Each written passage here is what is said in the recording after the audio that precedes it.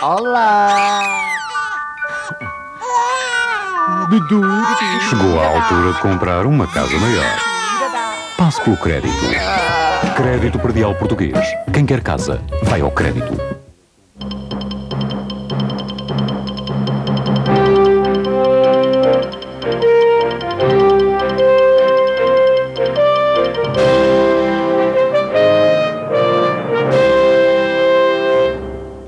Boa noite. Bill Clinton será amanhã reeleito presidente dos Estados Unidos.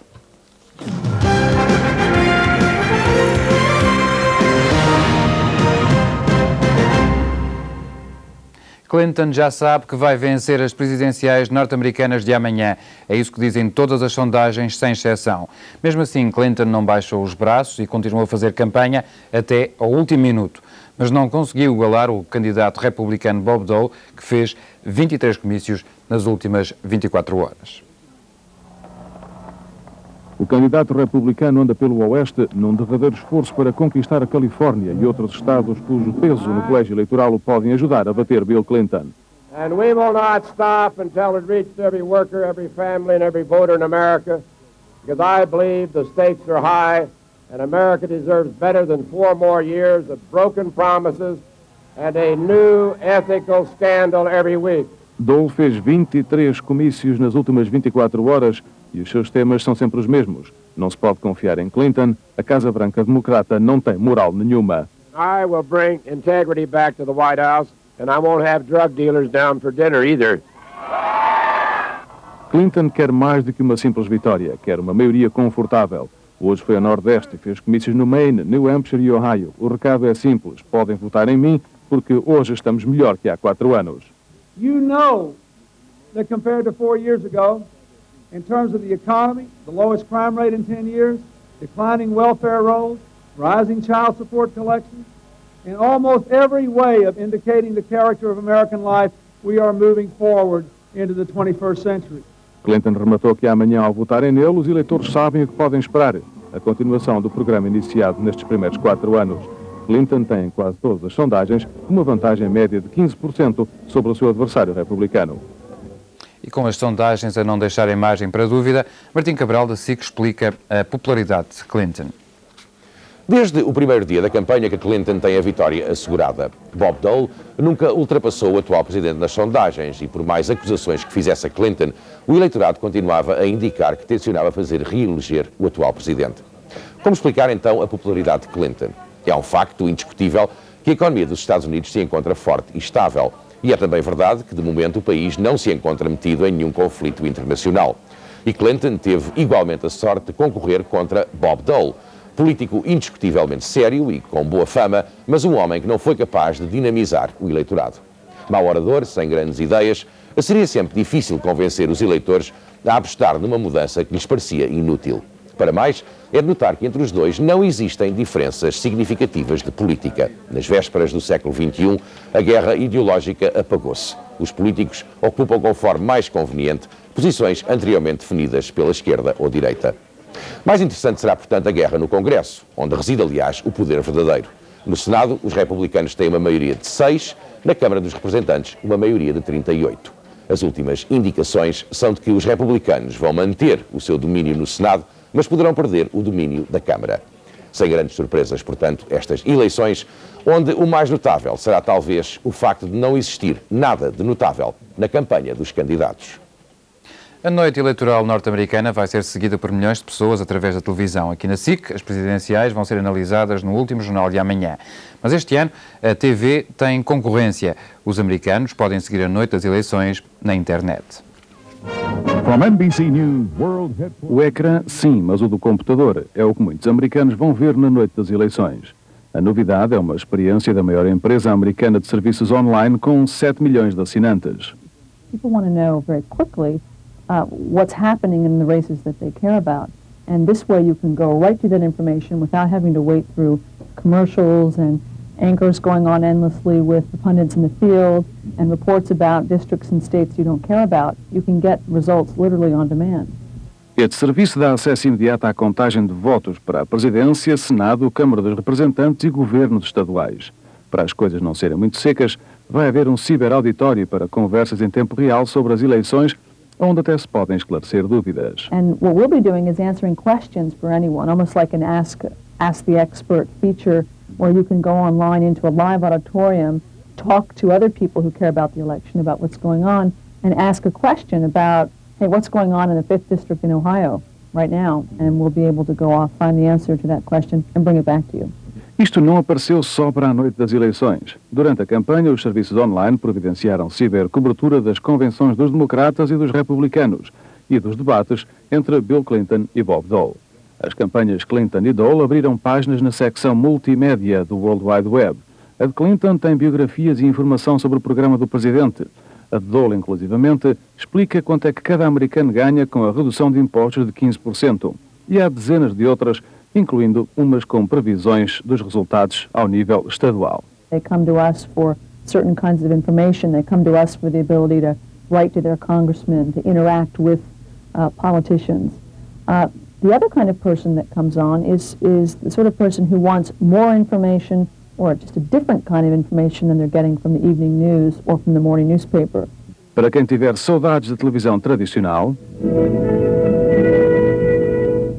a cadeia ABC tem a sua página web com resultados, comentários e até a possibilidade de se importarem imagens de vídeo da cobertura da noite eleitoral. Se a moda pega a cobertura televisiva das noites das eleições, pelo menos aqui nos Estados Unidos, pode ficar em apuros.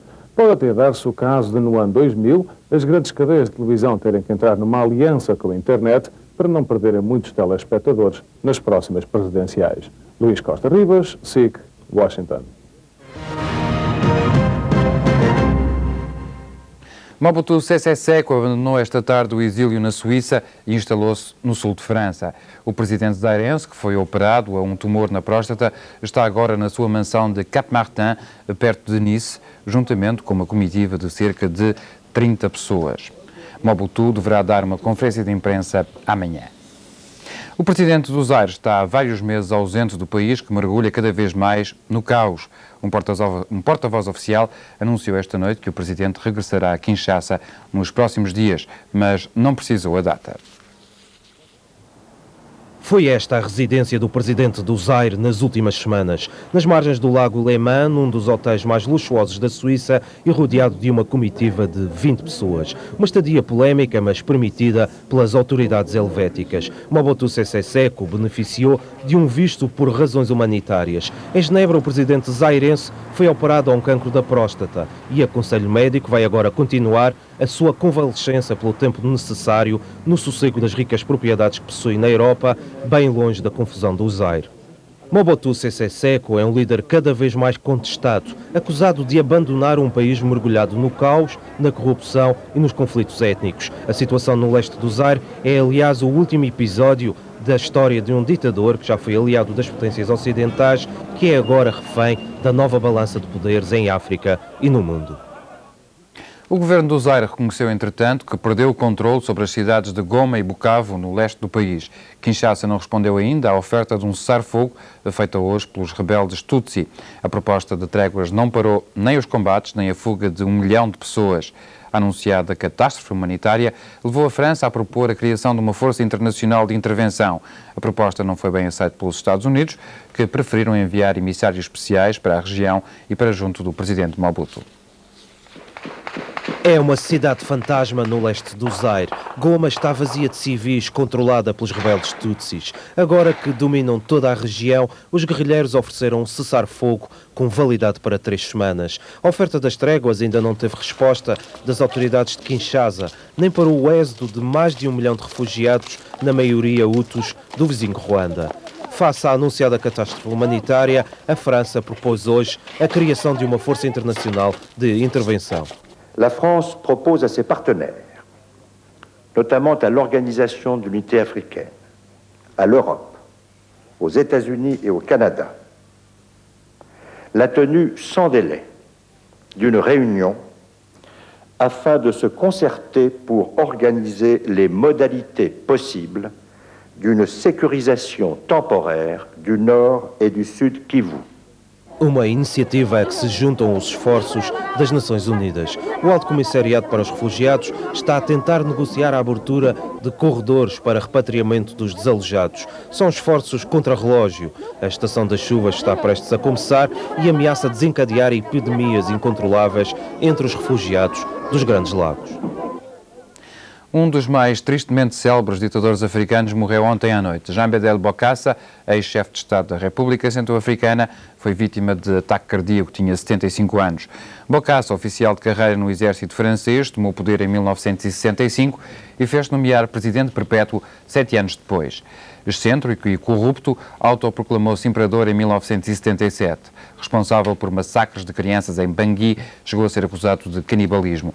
Em 79, o regime francês viu-se obrigado a engendrar o derrubo de Bokassa. Exilado na Costa do Marfim, em França, regressou à República Centro-Africana em 86. Foi condenado à morte, mas a pena acabou por ser comutada e saiu em liberdade há 3 anos. Durante os anos de prisão, proclamou-se apóstolo. Acabou por morrer só e na miséria. A Roménia cortou os últimos laços com a era comunista. O Partido Social Democrata, herdeiro do antigo aparelho comunista, perdeu as eleições de ontem para os democratas cristãos. Para saber quem será o futuro presidente, será necessária uma segunda volta entre o atual presidente, Ion Iliescu, e a surpresa das eleições, o democrata cristão Emil Constantiniescu. Foram 2 eleições em simultâneo. Para o Parlamento, todas as sondagens indicam que ganhou a coligação do partido da oposição, liderada pelo democrata cristão Emil Constantinescu, o mesmo que vai disputar a segunda volta das eleições presidenciais com o ainda presidente Ion Iliescu, líder do Partido Social Democrata no governo desde 1989.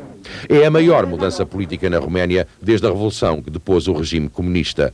O líder da oposição já promete reformas profundas para modernizar o país. It's a very strong fight before us for a real economic reform, for a real democratization of Romania. Os resultados destas eleições refletem o descontentamento popular com a corrupção e o baixo nível de vida que afetam a Roménia, um dos países mais pobres da Europa de Leste. Daqui a 2 semanas decorre a segunda volta das presidenciais e todas as sondagens indicam que o presidente Iliescu voltará a perder. As nossas desculpas por uma interrupção da emissão durante alguns segundos na transmissão desta peça. Depois do intervalo, agentes da Polícia Judiciária visitam a agência de viagens Cosmos, utilizada por árbitros de futebol para deslocações nem sempre claras. Até já.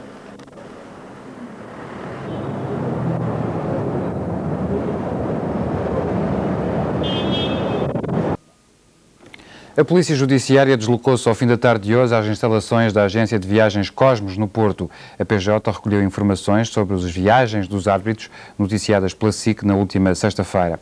A administração da agência mantém o silêncio. Agentes da Polícia Judiciária de Lisboa estiveram hoje nas instalações da Cosmos para recolher informações sobre a história lançada sexta-feira passada pela SIC.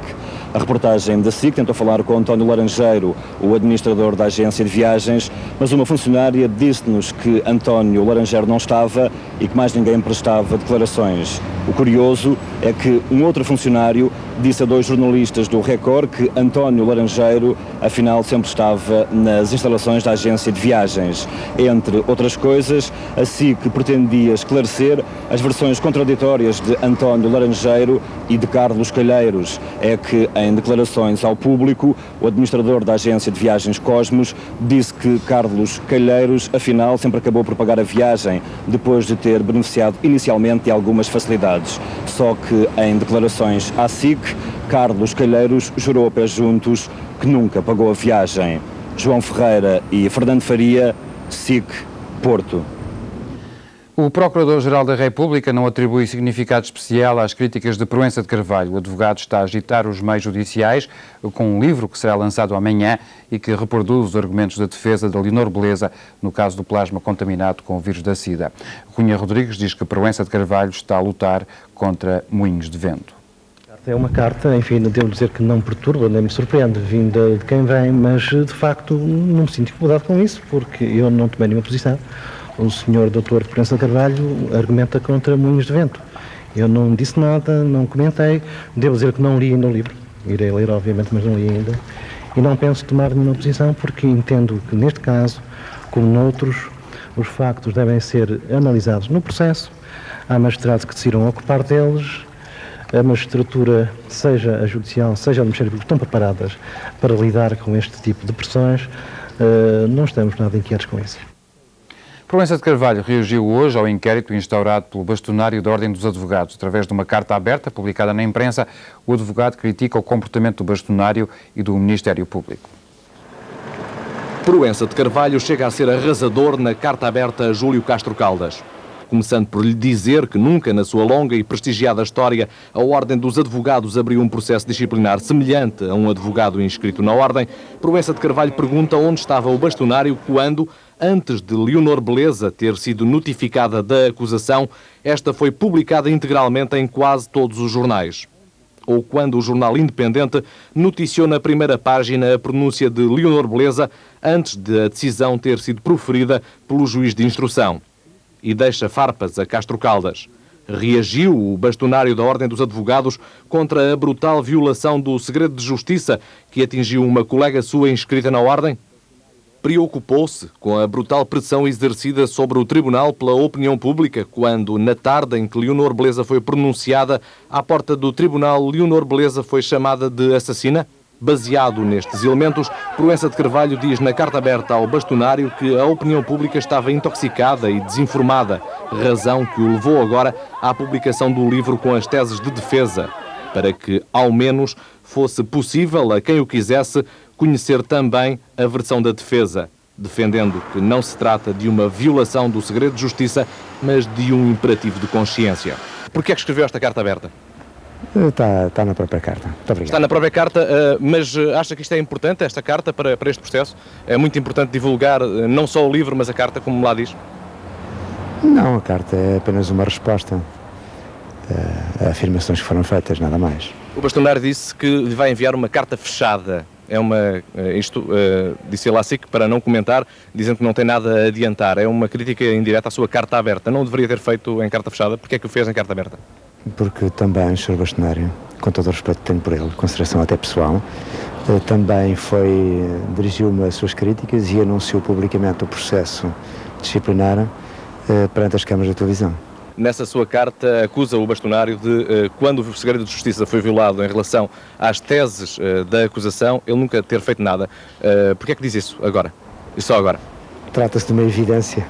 Os senhores jornalistas julgarão com os mesmos dados, tal como eu. Uma evidência que Proença de Carvalho faz notar quando o bastonário falou em levantar-lhe um processo disciplinar, mas também na véspera do lançamento do livro com as teses de defesa de Leonor Beleza. Esta polémica está a dividir os advogados e na quarta-feira poderá nascer o Movimento Nacional de Apoio à Proença de Carvalho, que está a ser discutido por alguns dos mais conhecidos advogados portugueses. Entre eles, Manuel João da Palma Carlos, Miguel Veiga, Rui Pena, Luís Saraga Leal, Manuel Castelo Branco e Gonçalo Moreira Rato. A Associação dos Jovens Advogados, que integra a Ordem, também apoia esta iniciativa. Na quarta-feira, o movimento divulgará um texto em que explicará as razões do apoio à Proença de Carvalho. O Benfica deixou-se atrasar na corrida para o título de futebol da primeira divisão. Esta noite, no jogo que encerrou a 9ª jornada, o Benfica se deu um empate a um golo na Luz frente ao Boa Vista. Os benfiquistas estão agora na segunda posição, mas a 3 pontos do Futebol Clube do Porto. A Bolsa de Lisboa é, a partir de hoje, membro de pleno direito da Federação Internacional das Bolsas de Valores. Na prática, é um certificado de qualidade internacional para o mercado português. A Bolsa de Lisboa já pertencia às federações europeia e ibero-americana. Agora, com a adesão à entidade máxima, o mercado nacional pode aumentar a participação dos fundos internacionais que investem nas principais praças mundiais. A adesão à Federação Internacional de Bolsas de Valor teve lugar na Assembleia Geral Anual que se realizou em Hong Kong. A mais recente instituição do sistema financeiro chama-se Banco Privado Português. É um banco especializado na gestão dos investimentos das famílias e das instituições. Para assinalar o início da sua atividade, o banco convidou alguém muito especial. Montserrat Caballé foi a estrela da noite no Centro Cultural de Belém. Um espetáculo exclusivo para os convidados do Banco Privado, a mais recente instituição financeira portuguesa. É um banco especializado que quer gerir o dinheiro das famílias e das instituições. É um banco muito distinto dos outros bancos, não pretendemos menosprezá-los de maneira nenhuma, pelo contrário, temos grande respeito por todos os outros bancos. Agora, este banco é um banco dedicado só a esta área de atividade, portanto tem nela só a sua focalização e, portanto, concentra nesta área todos os seus esforços e tem uma natureza independente em relação a toda a sua natureza de atividades, e essa independência permite-lhes ter uma perspectiva de gestão do cliente e de ter os interesses do cliente acima de tudo. E nós procuramos encontrar nos mercados internacionais e nacionais os melhores produtos para rentabilizar o desempenho destes clientes. Uma iniciativa de um conjunto de empresários bem conhecidos da opinião pública portuguesa. Significa aderir a uma iniciativa que me parece ter lógica, ter um plano estratégico e ter pessoas à frente em quem eu confio. Aliás, a minha presença é bastante diminuta em termos de capital. Há uma semana que o Banco Privado Português se encontra em atividade. A festa ficou a cargo de Montserrat Caballé. Bueno, tiene el significado que está aquí en Lisboa, en Portugal, primeramente. Y ya lo he dicho otras veces, pero aquí es donde pasé mi luna de miel con mi marido. Es una ciudad en la que estamos muy unidos. La primera vez que vine aquí fue el 62, pues vine muchas veces, pero me hizo mucha ilusión inaugurar el Centro Cultural. Y me hace mucha ilusión volver y me hace mucha ilusión esta noche hacerlo con mi hija, que hayan querido que fuéramos las dos. Muchas gracias.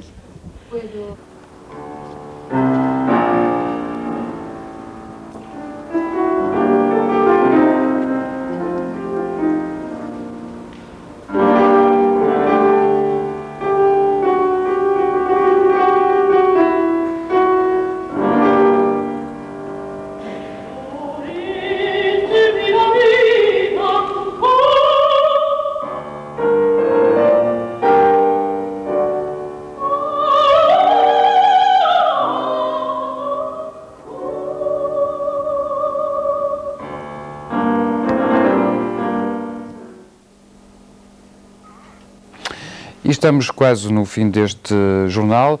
Vamos agora ler uma notícia, um estudo que chegou agora a Lisboa hoje e que diz que as condições oferecidas por Lisboa aos homens de negócios internacionais melhoraram nos últimos 2 anos. Numa tabela de 30 cidades europeias, a capital portuguesa conseguiu o 14º lugar. É mesmo considerada a número 1 no que diz respeito a baixos custos. O Porto não entra nas 30 melhores.